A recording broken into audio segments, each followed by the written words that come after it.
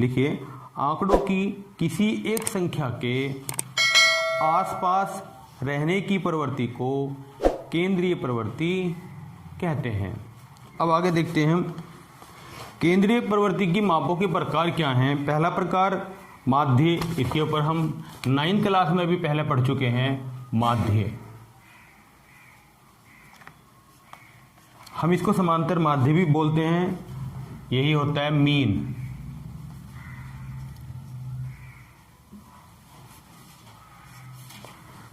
किसी संख्यात्मक सामग्री के समस्त पदों के मानों के योगफल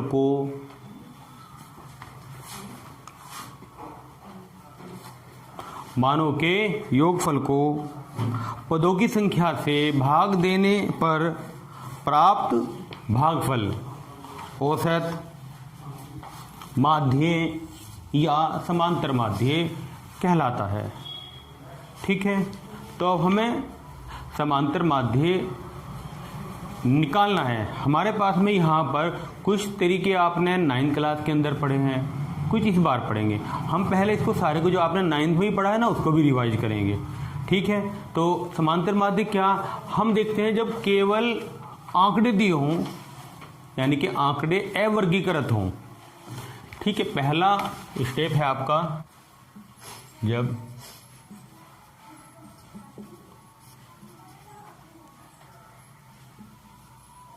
अवर्गीकृत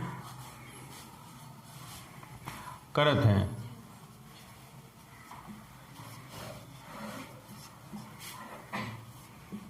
अपने मान लीजिए जो आंकड़े आपको दिए हैं वो क्या हैं। माना आंकड़े x1, x2, x3, x4 ... कितने xn हैं। तब माध्य यानी कि समांतर माध्य क्या होगा। समांतर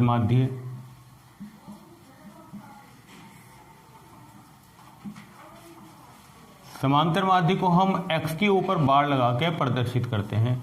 आपको क्या बतलाया समांतर माध्य का, आंकड़ों का योग बटे आंकड़ों की संख्या। तो आंकड़ों का योग बटे आंकड़ों की संख्या।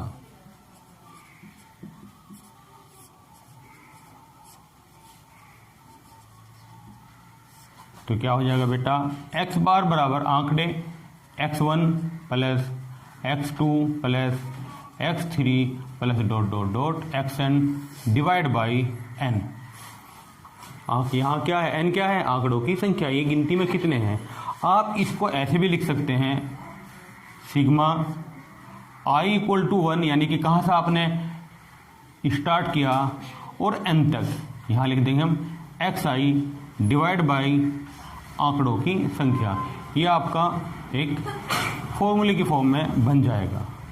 ठीक है, इसके ऊपर एक एग्जाम्पल करते हैं, ऐसे ही लिख लेते हैं। एक एग्जाम्पल क्या है, सपोज करो कि एक एग्जाम्पल के तौर पे ये कहा गया 2, 4, 9, 10, 15, 16 और 18 हमने ऐसे नंबर सपोज किए। ये नंबर हैं का समांतर माध्य ज्ञात करो। समांतर माध्य ज्ञात करो, क्या आ जाएगा। देखिए भाई, समांतर माध्य क्या होगा, x बार बराबर आंकड़ों का योग बटे आंकड़ों की संख्या। आंकड़ों का योग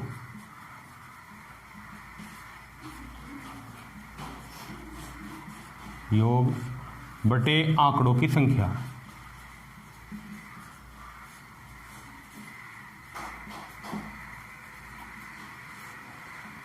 देखिए 2 प्लस 4 प्लस 9 प्लस 10 15 प्लस 16 और प्लस 18, जोड़िए इनको जल्दी से बटे कितनी काउंटिंग में, 1 2 3 4 5 6 7। यहाँ भी काउंट करिए, कभी आपने गलती से कोई नंबर ना उतारा हो। 1 2 3 4 5 6 7, 7 ही थे ना भाई। 1 2 3 4 5 6 7, तो 7 से आपने इसको डिवाइड कर दिया। कितना जोड़ आया, इनका जोड़ बतलाइए भाई। 4 2 6 15 25 40, कितने हो गए 74। 10/7। इसको आप डिवाइड कर दीजिए, 10 कितने बचे, 0.55 आता रहेगा। ये आंकड़ों का या समांतर माध्य आ जाएगा आंकड़ों का। यदि प्रत्येक आंकड़े में हम एक निश्चित संख्या m जोड़ दें या m को घटा दें प्रत्येक आंकड़े से, शर्त है कि प्रत्येक आंकड़े से, या m से हम उसको भाग दे दें या m से गुना कर दें, तो नए समांतर माध्य पर क्या प्रभाव पड़ता है हमें ये देखना है। ठीक है, तो देखते हैं आगे इसको। आपने ये मान लिया, मान लीजिए x1, x2, x3 ... xn का समांतर माध्य।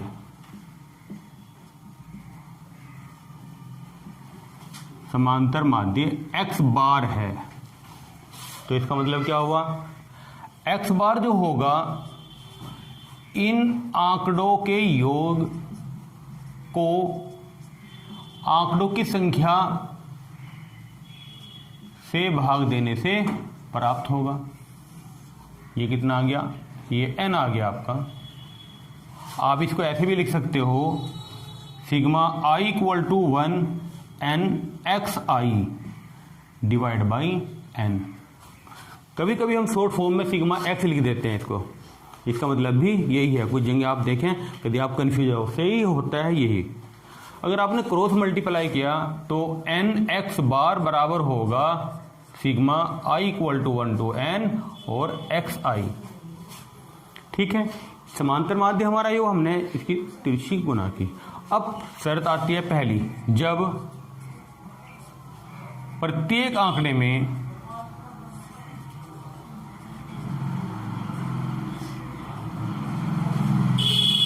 m जोड़ा जाता है, मतलब एक कोई संख्या निश्चित संख्या है, हम प्रत्येक में हमने उसको जोड़ दिया, तो नया समांतर माध्य पे क्या फर्क पड़ेगा ये हमें चेक करना है। ठीक है, तो देखिए समांतर माध्य अब क्या होगा। समांतर माध्य मान लीजिए अब समांतर माध्य जो है वो कैपिटल X मान लो आप इसे, अब कैपिटल X है, लेकिन कैसे भाई, x1 आपने इसमें m जोड़ दिया, पहला पद तो ये हो गया, पहली संख्या ये बन गई। इसी तरीके से x2 + m दूसरी संख्या प्लस x3 + m तीसरी संख्या और ... xn + m आपने ये नंबर, ये आंकड़े आपके बन गए। लेकिन अब देखिए काउंटिंग में कितने हैं, गिनती में तो अभी भी ये संख्याएं m की m ही तो रहेंगे ना भाई। आपने कोई संख्या है, सपोज करो 2 है कोई नंबर, आपने कोई नंबर 2 है, आपने इसके अंदर 5 ऐड कर दिया, 5 जब हम ऐड करेंगे तो 7 आएगा। 7 संख्या तो एक ही है, संख्या 2 तो नहीं हुई। तो इसी तरीके से आप क्या करेंगे, भाग दे देंगे इनकी काउंटिंग से। काउंटिंग में कितने हैं, ये n ही रहेंगे क्योंकि n थे पहले, तो आपने काउंटिंग से डिवाइड कर दिया, आपका ये आ गया। अब आप क्या करेंगे, देखिए x1 + x2 + x3 + ... xn। आपने क्या किया, पहले जो नंबर थे, पहली संख्याएं यानी कि आंकड़े जो थे उनको एक साथ में रख लिया, और प्लस एक m यहाँ से मिला, एक m यहाँ से, एक m यहाँ से, m + m + m + ... n time. जितने ये पहले थे उतने ही बार m आ जाएगा, जितने आपके आंकड़े थे, क्योंकि प्रत्येक आंकड़े में आपने m को ऐड किया है तो m उतनी ही मर्तबा आ जाएगा, divide by number of counting. गिनती में आंकड़े कितने थे, आंकड़ों की संख्या, तो ये कितना आ जाएगा, n है भाई। अगर हम इसकी बात करते हैं, ये हमने अभी निकाला, इसका मान कितना था भाई, इनका जोड़ी तो था ये आ गया आपका n x बार प्लस, जब हम m को n बार जोड़ेंगे तो आप इसको लिख सकते हो m डिवाइड बाई n, यानी कि अगर आपने n को बाहर ले लिया तो x bar plus m divide by n, तो ये इससे कैंसिल हो गया। तो यानी कि जो हमारा नया समांतर माध्य मिला वो क्या मिला, x + m। यानी कि हमने क्या किया, हमने प्रत्येक आंकड़े में एक m संख्या फिक्स की थी, जो नया समांतर माध्य में क्या फर्क पड़ा, नए समांतर माध्य में भी वही संख्या प्लस हो गई, उसी संख्या का जोड़ हो गया। जब प्रत्येक आंकड़े से हमें m घटाया जाता है, मान लीजिए प्रत्येक आंकड़े से m घटाया जाता है, तब क्या होगा, समांतर माध्य भाई x1 इसमें से आपने m को माइनस कर दिया पहला आंकड़ा, प्लस x2 इसमें से आपने भी m को, और प्लस x3 इसमें से भी माइनस कर दिया m, dot dot dot dot, कितने आंकड़े थे xn, और इसमें से आपने माइनस कर दिया, डिवाइड बाय नंबर ऑफ, जो डाटा है हमारा आंकड़े हैं उनकी संख्या वो कितनी है, n आ गई। देखिए फिर आप पहले x1 x2 x3 ये तो एक ब्रैकेट के अंदर ले लीजिए, plus x3 plus dot dot dot dot xn minus एक m ये रहा कितने बार m प्लस m, क्योंकि बाहर माइनस ले लिया n time, divide by n, तो कितना आ जाएगा, देखिए ये क्या है, ये आपका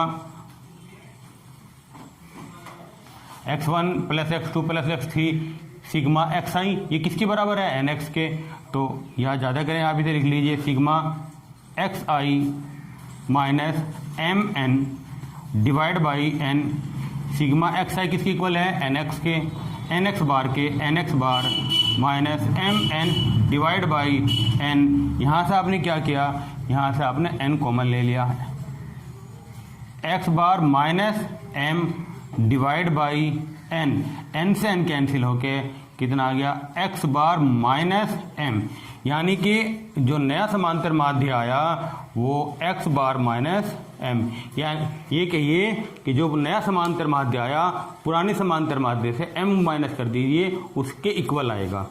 ठीक है, प्रत्येक आंकड़े में m से गुना किया जाता है, तब नए समांतर माध्य पे क्या फर्क पड़ेगा, है ना। मतलब कहने का ये है कि पहले x1 x2 x3 xn आंकड़े थे, उनका समांतर माध्य निकाला, उनका समांतर माध्य हमारा x बार आया। अब अगर हम प्रत्येक आंकड़े में एक निश्चित संख्या m से गुना कर दें तो नया समांतर माध्य पे क्या फर्क पड़ता है उसे देखना है। देख लीजिए, तो आंकड़े नया समांतर माध्य क्या होगा, x1 मल्टीप्लाई बाई यानी कि गुना m, ये तो पहला आंकड़ा हो गया, x2 गुना m प्लस x3 गुना m और dot dot dot dot xn गुना m। हमने प्रत्येक आंकड़े में क्या किया भाई, m से गुना कर दिया, डिवाइड बाई n, क्योंकि गिनती में तो आंकड़े झुके तो ही रहेंगे भाई, वैल्यू ही तो बदल सकती है। जैसे मान लीजिए मैं ये कहूँ कि एक आंकड़ा मेरा 5 था, हमने प्रत्येक संख्या में 3 से गुना किया, जब हम 3 से गुना करेंगे तो 15 चेंज तो होगी, वैल्यू तो चेंज हुई है, लेकिन काउंटिंग में गिनती में तो m अभी भी एक ही नंबर है। तो गिनती में n पहले नंबर n थे और अगर हम प्रत्येक संख्या में m से गुना कर दें तो गिनती में उन पर कोई फर्क नहीं पड़ेगा, गिनती अभी भी उन आंकड़ों की उतनी ही रहेगी।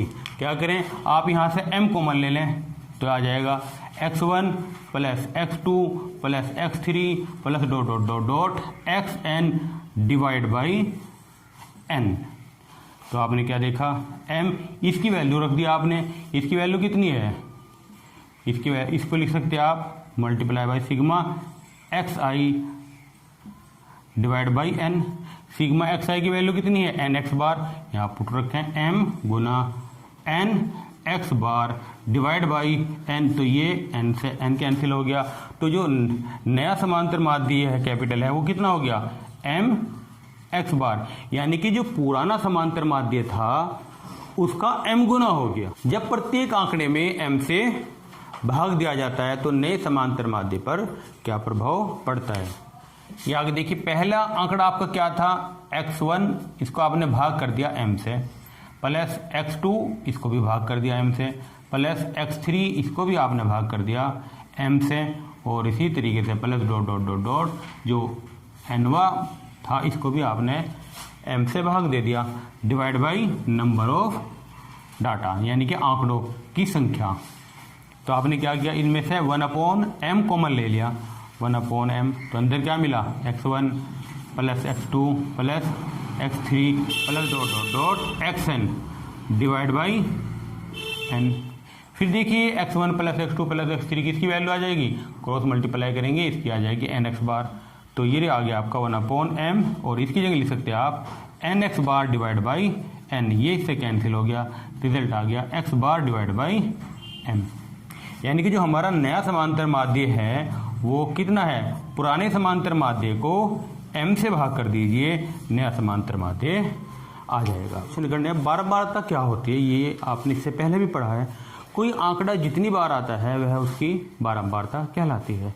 फॉर एग्जाम्पल देखिए कैसे, मान लीजिए सपोज करो 2, 4, 6, 2, 5, 3 और ये आपका 4, 6, 7, ये कुछ नंबर हैं आपके, हमें देखना है किसकी बारंबारता कितनी है। अगर हम देखें दो नंबर तो आप कैसे करेंगे, पहला आप इसकी टेली चिन्ह बना लीजिए। कैसे, ये देखिए 2 कितनी मर्तबा रहा है, 2 के बाद में कितना हमारा 3 भी है, 4 भी है, 5 भी है, 6 और 7, ये नंबर हमारे पास में है। 2 कितनी मर्तबा आता है, 1, 2 मर्तबा रहा है, 2 लाइन लगा लीजिए। 3 1 मर्तबा रहा है। 4 भी 2 मर्तबा आया है। 4 के बाद में 5 वो 1 मर्तबा आया है। 6 2 मर्तबा आया है। 7 वो भी 1 मर्तबा आया। ये हमने टेली चिन्ह लगाए हैं बेटा। अब अगर हम इनकी बारंबारता लिखेंगे तो बारंबारता कितनी होगी, हम बारंबारता को F से प्रदर्शित करते हैं। 2 कितनी मर्तबा आया, 2 मर्तबा, तो 2 की बारंबारता 2, 3 की बारंबारता 1, 4 की बारंबारता 2, 5 की बारंबारता 1, 6 की बारंबारता 2 और 7 की बारंबारता 1। जो आंकड़ा जितनी मर्तबा आता है उनकी गिनती उस आंकड़े की बारंबारता कहलाती है। ठीक है, अब हमें आगे क्या करना है, जब आंकड़े और बारंबारता दी हो तब समांतर माध्य क्या होगा, यानी कि सेकंड स्टेप हमारा यह है, जब आंकड़ों के साथ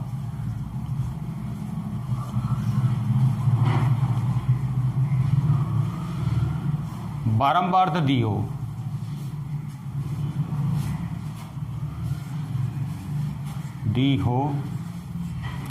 समांतर माध्य क्या हो जाएगा,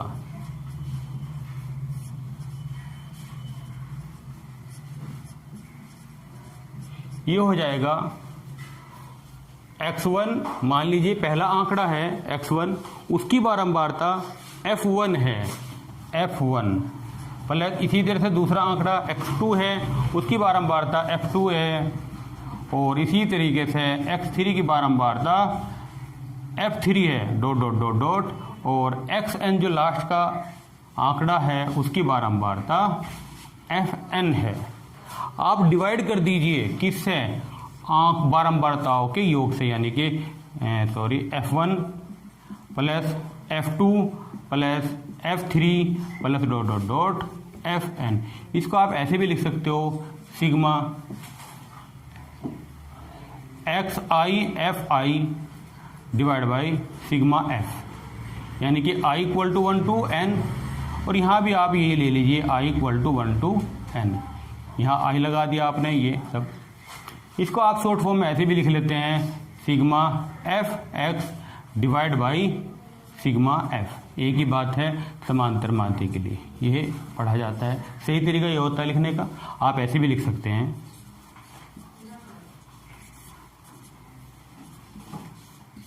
देखिए एक क्वेश्चन है सी के आधार पर जो हमने अभी आपको बतलाया है समांतर माध्य के बारे में। 6, 8, 5, 7 x तथा 4 का समांतर माध्य 7 है, तो x का मान बतलाइए। जो दिया है उसका फॉर्मूला अप्लाई कर दीजिए। क्या दिया, आंकड़े दिए और आंकड़ों का समांतर माध्य दिया है। तो समांतर माध्य क्या होता है, समांतर माध्य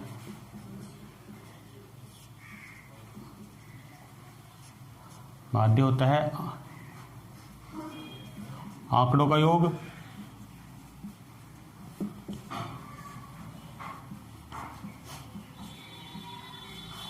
बटे आंकड़ों की संख्या।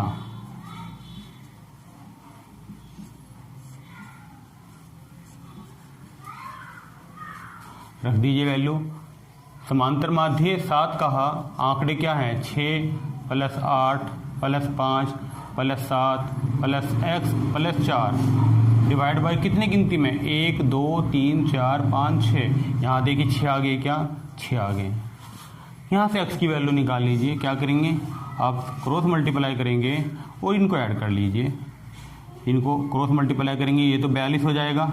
इनको ऐड कर लीजिए, 6, 14, 19, 26, 30, 30 प्लस x, तो x बराबर आ जाएगा 42 माइनस 30 बराबर 12। तो ये आपका x का मान आ गया। हमें इस टेबल यानी कि आंकड़े दी और बारंबारता दी है, हमें इससे समांतर माध्य ज्ञात करना है। ठीक, कैसे करेंगे आप इस टेबल को, अब तो ये ऐसे है, इसको ऐसे लिटा लीजिए, मतलब x यहाँ लिखें, f यहाँ लिखें, तो लिखिए भाई कितना आ जाएगा, 5, 6, 7, 8, 9, और ये बना लीजिए 4, 8, 14, 11 और 3। अब क्या बतलाया था आपको, फॉर्मूला क्या है समांतर माध्य का?